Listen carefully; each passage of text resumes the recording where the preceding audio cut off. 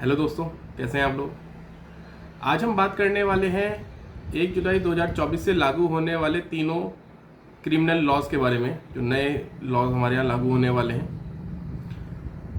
1 जुलाई से दोस्तों ये लागू होंगे और अभी इनके लागू होने में कुछ समय है। तो हमारी कोशिश रहेगी कि आने वाले कुछ दिनों में आपके पास एक सीरीज़ नए लॉज को लेकर आई जाए कि ये तीनों नए लॉज क्या कहते हैं और जो पुराने लॉज हैं उनमें और इसमें क्या मेजर डिफरेंस है। तो अगर हम सबसे पहले ओवरव्यू की बात करें दोस्तों, तो पहले हमारे पास क्रिमिनल के लिए 3 मेजर लॉ थे: आईपीसी, सीआरपीसी और इंडियन एविडेंस एक्ट। हालांकि जो इंडियन एविडेंस एक्ट है वो हमारा सिविल प्रोसीडिंग्स पे भी लागू होता है, लेकिन फिलहाल इंडियन एविडेंस एक्ट को भी चेंज किया गया है और उसको हम एक ही परिधि के अंदर ला रहे हैं कि ये तीनों क्रिमिनल लॉज हैं, जबकि इंडियन एविडेंस एक्ट बाकी सारे प्रोसीजरल लॉज पे भी एप्लीकेबल होता है।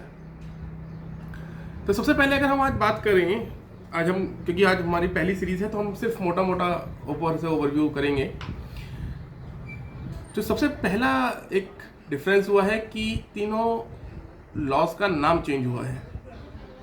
जो पहले भारतीय दंड संहिता थी 1860, उसको अब बनाया गया है भारतीय न्याय संहिता। जो सीआरपीसी हुआ करती थी दंड प्रक्रिया संहिता, उसको बनाया गया है भारतीय नागरिक सुरक्षा संहिता। और जो इंडियन एविडेंस एक्ट भारतीय साक्ष्य अधिनियम था, इसको बनाया गया है भारतीय साक्ष्य अधिनियम। यहाँ एक चीज़ गौर करने की है कि पहले जो हमारे क्रिमिनल लॉज थे उनका हिंदी में नाम अलग हुआ करता था, इंग्लिश में नाम अलग हुआ करता था। जैसे भारतीय दंड संहिता, इंडियन पेनल कोड, दंड प्रक्रिया संहिता, criminal procedural law, IPC Indian Evidence Act, भारतीय साक्ष्य संहिता। अब केवल जो एक ही नाम होगा, हिंदी और इंग्लिश के 2 अलग अलग नाम नहीं होने के। जो नाम हिंदी में है वही नाम इंग्लिश में होगा, इसीलिए हम बीएनएस, बीएनएसएस और बीएसए कहेंगे इनको। इनका इंग्लिश में अलग से कोई रूपांतरण, नाम का कोई रूपांतरण नहीं। जो हिंदी में नाम है वही इंग्लिश में नाम कहलाए जाएंगे। हालांकि एब्रीवेशन के तौर पर हम बीएनएस, बीएनएसएस और बीएसए, भारतीय साक्ष्य अधिनियम, ये कह सकते हैं। जो दूसरा एक जनरल डिफरेंस ही कहूँगा मैं, कि पहले हमारे जो क्रिमिनल लॉज थे ये अलग अलग सालों में बटे हुए थे। जैसे हमारा सीआरपीसी 1973 था, आईपीसी 1860 था, इंडियन एविडेंस एक्ट 1872 था। अब बीएनएस, बीएनएसएस और बीएसए, ये तीनों के तीनों एक ही साल 2023 से ही लागू होंगे, तो कोई भी साल का डिफरेंस इसमें नहीं होने वाला है। 2 मेजर ये डिफरेंस हुए हैं। अगली सीरीज में हम और आगे इसमें थोड़ा सा डीप जानने की कोशिश करेंगे, हर एक लॉ को इंडिविजुअली कैप्चर करने की कोशिश करेंगे कि इसमें क्या धाराएं ऐड हुई हैं।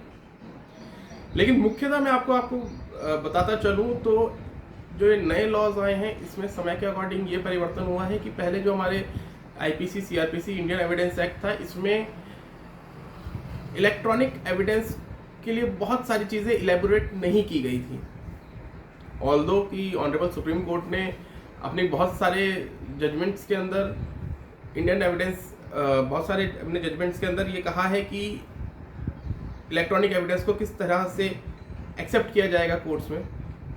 लेकिन अब जो ये कानून आए हैं, इनमें सबसे जो एक मेजर डिफरेंस आपको देखने को मिलेगा वो ये मिलेगा कि इन सारे कानूनों में इलेक्ट्रॉनिक एविडेंस को एक महत्ता दी गई है। और ना केवल electronic evidence, even mobile phone को बहुत ज़्यादा महत्ता दी गई है। उसके क्या कंडीशन होंगे, वो कब अप्लाई होगा, ये हम आगे वाली सीरीज़ में अपना डिस्कस करेंगे। इसके अलावा जो एक मेजर डिफरेंस आया है बीएनएस में, कि इसको बहुत सारी जगह जेंडर न्यूट्रल करने की कोशिश की गई है। जेंडर न्यूट्रल करने से मेरा मतलब है कि पहले कुछ धाराएं थी हमारे पास ऐसे कि जहां पे केवल अपराधी पुरुष ही हो सकता था, लेकिन 1 जुलाई के बाद से जो धाराएं हैं जिसमें परिवर्तन हुआ है उसमें अपराधी महिलाएं भी हो सकती हैं। वो कौन सी धाराएं हैं वो हम आगे वाली सीरीज से पढ़ेंगे। तो आज के लिए इतना ही, मिलते हैं अगली सीरीज में, तब तक अपना ध्यान रखिएगा। धन्यवाद।